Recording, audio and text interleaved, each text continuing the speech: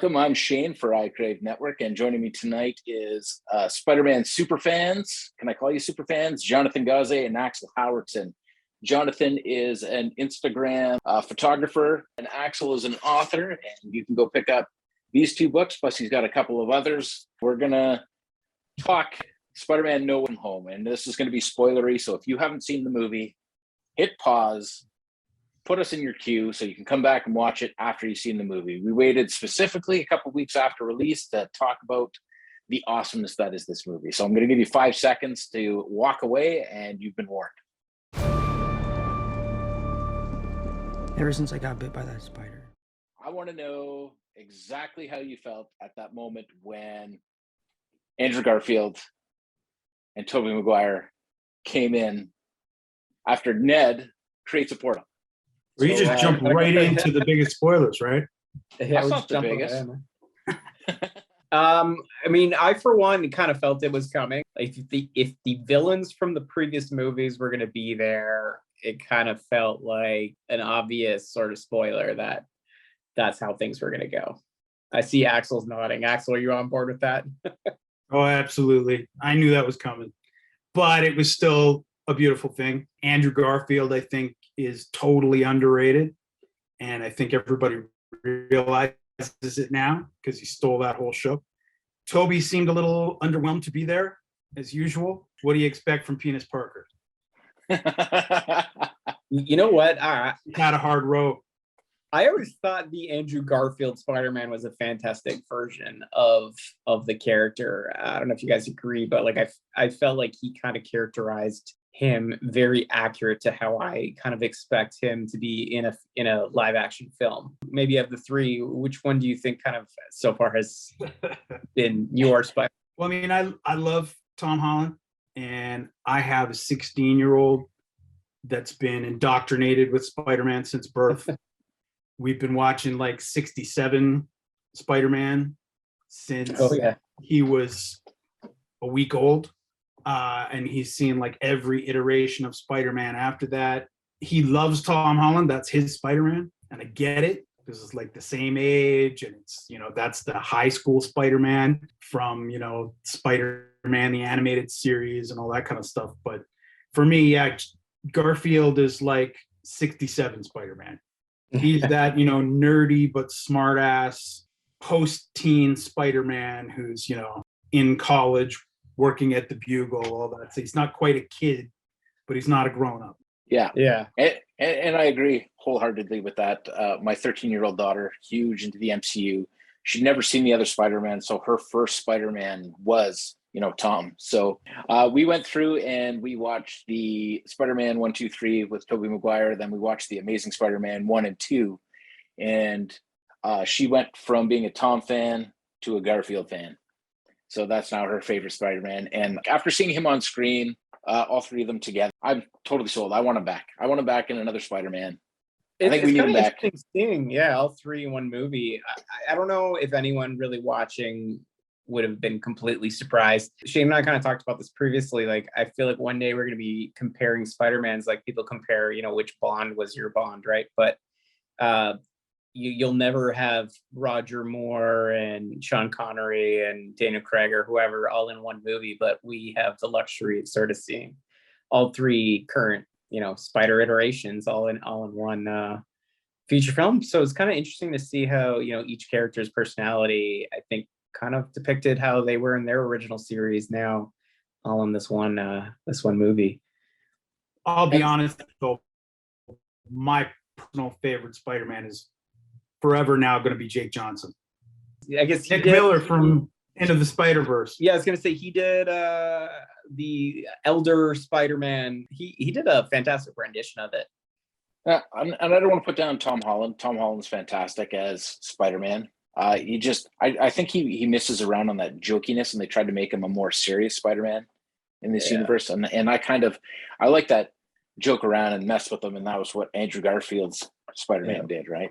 Jonathan inadvertently ruined one part of the movie for me without even realizing he did this. He goes, "I'm watching Daredevil now." So now I knew that Matt Murdock Daredevil was going to be in the movie in some capacity. Instantly. Didn't everybody know that already? Well, it was floating around as a They were rumor. kind of dropping hints about it for like a year. And then before the movie comes out, Daredevil's Feige been starts with fantastic, by the way. well, if there was a Daredevil in the MCU, it would be Charlie Cox, like 3 days before the movie came out. Funny because I had never actually heard of rumors of Daredevil being in there until maybe like you said, pretty close to the movie's release. I don't think it was really a spoiler as much. I mean, he's just a casual cameo. But still, they introduced this character into the MCU, which I thought was really cool. Plus, he reacted quicker than Spider-Man. Now that they've slid Charlie Cox in there as Matt Murdock in Spider-Man, and almost the same day and date have Kingpin show up on Hawkeye. There's another. Well, I was about to say, yeah. For those of you who didn't catch up, I don't care. Hopefully, we didn't spoil it, but it's been a little while. They had. If you haven't watched it since last week, then get out. All right. And what did you think of Doc Ock's arc in this one? There was something else that was obvious to me from the trailers that's the way that was going to go. That Doc Ock, they were going to find some way to fix that, and he was, wasn't going to be crazy anymore, and he was going to help them get rid of the rest of them. Because it's always been, that was Doc Ock was a tragic villain because he couldn't help himself and he wasn't a bad guy, right? As opposed to Norman Osborn, who's just batshit crazy, right? There's no way they could fix Norman Osborn. Much as they like to say they were going to. There's no way you're going to fix Norman Osborn. But Doc Ock, sure. And if you had to pick one of those characters that was going to be a pivotal character that you're going to bring back and utilize to move the story forward without having him continue to be a villain, that's the one to do it with, right? Because, Sandman, Electro, all those other guys are, honestly, they didn't get fleshed out very well character-wise in the previous movies. So why would you bother using them aside from the excitement of having them in there to have a fight? But Doc Ock was a big deal, and that was a pivotal character that played a huge part in fleshing out Spider-Man's story as well as his own story, right? So that was the natural choice to use for that pivot character. Doc Ock to me felt like you had to kind of have him in there too if you're going to be pulling some villains out of the previous films. Like, to me, Doc Ock is kind of like how Joker is the Batman. In the trailer, we actually see Mary Jane falling, and it was very reminiscent of Gwen falling in The Amazing Spider-Man 2. When I saw that, there was always speculation that the other Spider-Mans were going to be in it. I knew that it wouldn't be Tom Holland saving her. Even though they showed him jumping, that it wouldn't be him saving her in the end. So, my whole thing when the movie was going on, I kind of knew that, the other Spider-Man were going to pop up. So I think it turned into more of a game of like, when do they pop up during the movies? Obviously, none of us really knew when that point of the trailer was going to pop up. But, once they had already popped into the movie, I think when the scene that she's falling, you kind of knew someone else was going to come in to save the day. You always kind of wonder, are they just doing callbacks to the other movie? But getting Andrew to sort of correct his failed attempt to save Gwen from the last movie, I suppose is sort of his character coming full circle, kind of right his wrong. So, it's good to see that I think each Spider-Man has at some point tries to sort of redeem themselves. Garfield's whole purpose there, right? Like, Tom Holland's there to grow up and go from high school Spider-Man to slightly more mature Spider-Man that Andrew Garfield was at the beginning of his arc, right? Mm-hmm. Andrew Garfield has to get to that next stage, and that's the only way he can do it. And he refers to it multiple times in the dialogue in the movie. It tells that story more than once and refers back to how he didn't save Gwen. Right? Yeah, and I that's how they... It's a given that that's what's going to happen. That gives away that's going to happen. You don't mention that stuff without bringing it back and solving that tangent that you're putting into the script, right? That said, I was going to say, do you think it's a comparable where, at the end, Tom Holland's trying to kill Green Goblin and, Toby ends up stopping him, and maybe that's his also kind of process. Exactly, because Toby's supposed to be the more mature Spider-Man that's finally understood his part and parcel in life, what his purpose is. He knows he shouldn't be trying to kill these guys. He should be trying to, save them, same as he saves anybody else. And that's where Toby's supposed to be compared to the other two. So he has to impart that lesson You know, he's the Obi-Wan Kenobi in this one. Sure. Yeah. Right. I thought it was the old man too. teaching the young warrior. Yeah, I thought it was like almost him script redeeming- 101. So let's talk favorite moment from the movie. I'm gonna go first because I think my favorite moment is when Tobey Maguire's Spider-Man fires from the wrist, and the other guys are all like, "What the?" They're all weirded out. Yeah. Andrew Garfield keeps staring at his wrist too. Yeah. It's like, what's going on? Yeah, I love that. Oh, What was your favorite moment? Honestly, it's terrible to say it, but when Tobey Maguire got speared at the end, because I was like, that was the one thing in the movie that I didn't expect. And I was like, holy shit. Got caught off guard. Then he was okay. I was like, all right, okay.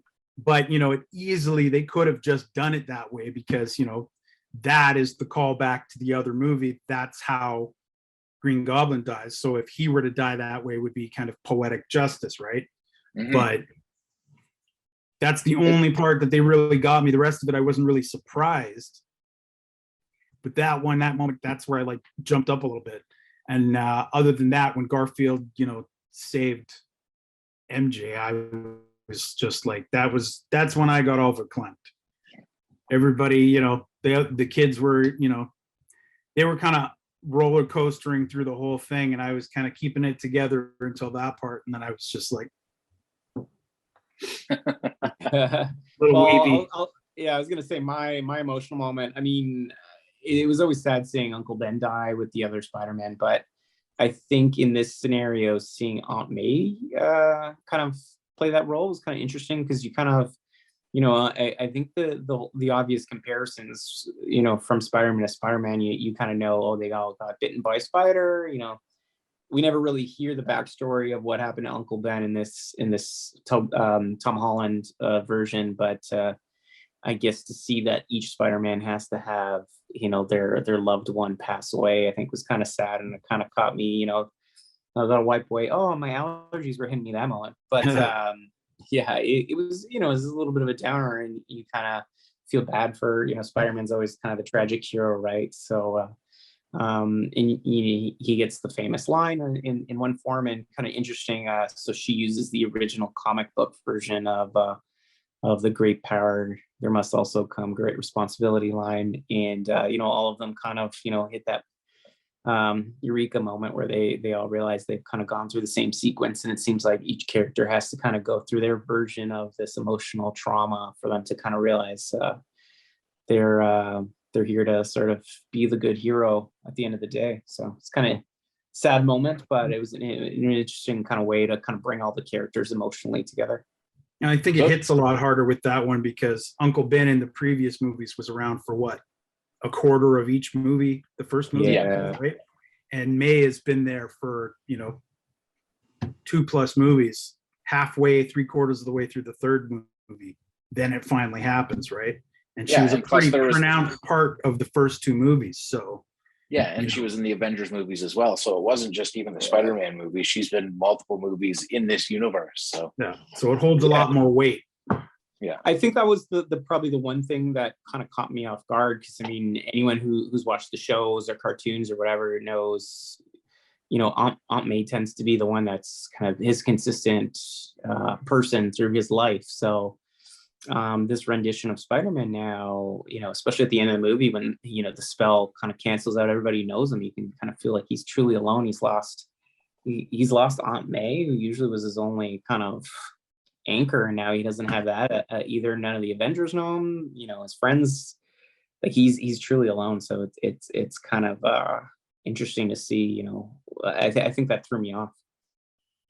Now, one thing, it's another interesting parallel though, because when they show him at the end and he's in that like bare bones apartment and everything, almost perfectly mirrors Tobey Maguire at the end of the first Spider-Man movies, right?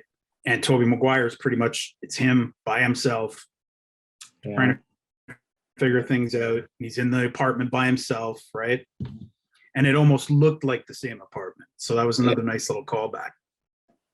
So one last thing I wanted to bring up before we run out of time, because we've only got a few minutes left in this time slot, is I always found Tom Holland's Spider-Man, I thought, showed the most strength if you go back to Civil War, when he catches the Winter Soldier's arm when Steve Rogers couldn't even stop it, and he just catches it, hey, you got a robot arm, right? Yeah. And he's picks up a building off his back, and all kinds of just little moments like that. But I always felt like he was holding back, and I think with this movie, it showed how much he really was holding back with his first fight with the Green Goblin in the apartment, in Happy's apartment, and then when he faces him at the Statue of Liberty, right? It's a totally different game. He doesn't hold back. He's really just ragdolling him. So what was the question? There wasn't really any question. I just wanted to talk about how strong Spider-Man really is in this whole universe. I think it's always been underplayed, and we don't really get to see him fully unleashed, I guess, is other than. Well, I was going to say his inhibitions and strength might grow a little based on the after credits video. I don't know if you want to maybe switch gears to that, but okay. Those of you who saw Venom Let There Be Carnage, the after credits showed, I actually thought it was the blip, but that had wiped him into, 5 years later. But my 13-year-old goes, it was a totally different resort. It wasn't even the same place. It looked totally different. Everything was different. And I'm like, so I went back and I watched it again, and I'm like, yeah. So then when we went to go see the movie, and it's in the mid credits where Venom is talking to a bartender and he's learning all about the Avengers, I'm like, oh my goodness, he wasn't actually part of that universe. He's actually in a totally different universe, because then he blips back. He got portaled. A small sample of himself behind of the Venom symbiote. So there's a couple of things that come to mind. Are we going to see a new Andrew Garfield series, or Spider-Man enter this Spider-Man universe Sony Pictures is building, and kind of leave the MCU stuff to themselves? Tom Holland is obviously their Spider-Man. Or so I didn't think of that. I mean, the rumors are that Tom Holland's going to cross over, right? But it would be kind of interesting to see, Andrew Garfield or someone else potentially cross over with this whole variant and multi-universe thing. I guess anything's in the cards, but my assumption is that you're going to get your black suit symbiote Spider-Man in the next film potentially, and they do a symbiote saga, because I think in the last 30 years, the symbiote sagas, well, I guess it's been maybe a little more than 30. I think it was early 80s. 82 is when symbiote Spider-Man first, 82. The comic's actually on my wall. But I mean, that was probably one of the more interesting storylines, right? So obviously when the Venom verse had kind of started, you start to wonder, are we ever going to see Venom Spider-Man crossover storyline ever again? And obviously from the after sequence here, we see a little bit of the symbiote remain. Keep in mind, it's in where are they, they're Hawaii or wherever it is, but I think it's Mexico, because that was Danny Rojas from Ted Lasso. Oh, is that right? Well, wherever the symbiote is, it's somehow going to make its way potentially to New York to infect our friendly neighborhood Spider-Man and make him a little less friendly. And I always thought that was probably one of the more interesting story arcs. So if that's the way they're going to take it, I'd love to see a version of it. What about you, Axel? What are your thoughts on that mid-credit scene? Well, they've covered 3 out of 5 of the best Spider-Man long-term stories just in this movie, right? You say what's left? Craven Hunter's probably one of the and they are making a Craven. This one was more or less Sinister Six if you count the tree, right? Yeah. So I think, like I'd said before, I think this is probably much more. I'm sure it was probably a little bit of an agreement so that Sony could kind of do their thing. This may be, the whole thing may be engineered so that not only is it all fan service, bringing in all the Spider-Mans and everything else, but now Sony can bring back Garfield as their Spider-Man. Now, especially now that they're going to hear all the fans clamoring for more Andrew Garfield Spider-Man because he stole the show. But even if that happens, I think Marvel, being as smart as they are, even with Spider-Man in the first place, that whole thing was Sony saying, well, we don't really know what to do with it. These Andrew Garfield movies have kind of tanked. Please, help us out with the character. Tell us what we can do. And Feige said, well, here's what we can do. You give us Spider-Man. We do exactly what we want with him, and you have no say. but we'll let you have the rest of the universe. Yeah. And they got what they wanted. This, I think, is the same thing. And I think that's exactly what it is Marvel's decided they're going to do 3 more Spider-Man movies. What the hell are they going to do, right? What would you like to see? I think everyone generally who has followed Spider-Man or knows anything about it wants to see Kraven in some way or form.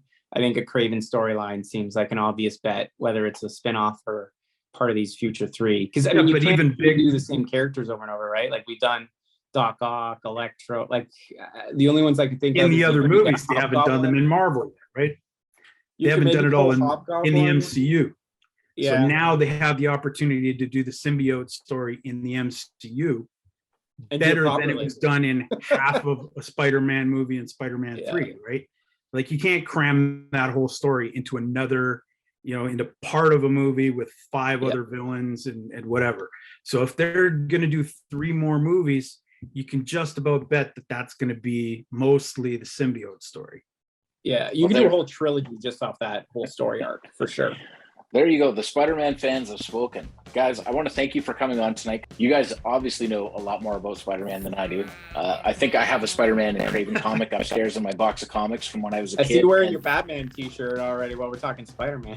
Yeah, I think that pretty much shows where my allegiance lies, right? But I want to thank you a lot for your time. And if you guys want to comment below and let us know your thoughts on the movie, what you think is going to happen in the future of both the Sony Pictures Spider-Man sort of universe and the MCU universe of Spider-Mans. If you want to see more videos like this where we talk nonsensical about the stuff we love, just hit like and subscribe. Is